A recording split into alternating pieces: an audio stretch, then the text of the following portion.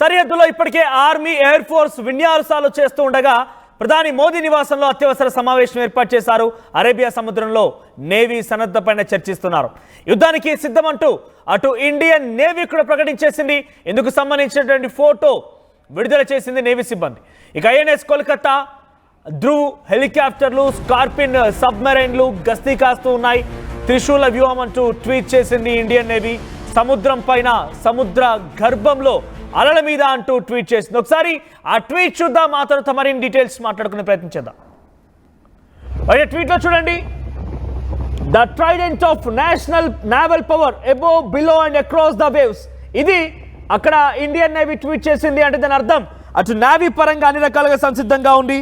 Indian naval power అంటే ఏంటి అని చూపించడానికి సిద్ధంగా ఉన్నామంటూ ఇండియన్ నేవీ ట్వీట్ చేసింది.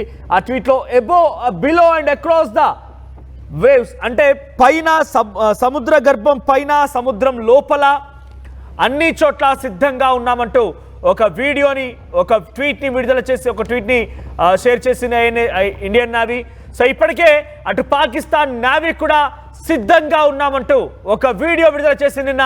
అయితే దానికి ధీటుగా, దానికి ఒక రకంగా షాక్ ఇచ్చే విధంగా, దానికి ఆ వీడియోకి మించి అక్కడ నేవీ ఆఫీసర్లకి చుక్కలు చూపించే విధంగా కేవలం పోస్ట్లోనే ఇండియన్ నేవీ అన్ని రకాలుగా సంసిద్ధంగా ఉన్నట్టుగా ఒక వీడియోని, ఒక ఫోటోని షేర్ చేసింది.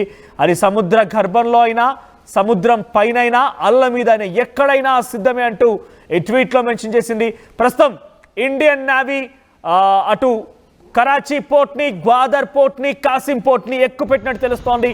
పాకిస్తాన్ కనీసం కనిపించకుండా అటు సముద్ర గర్భంలో నుంచే పాకిస్తాన్ని పేల్చేందుకు, పాకిస్తాన్ని ముక్కలు చేసేందుకు అన్ని రకాలుగా సంసిద్ధంగా ఉంది. సబ్మెరైన్లతో సిద్ధంగా ఉంది.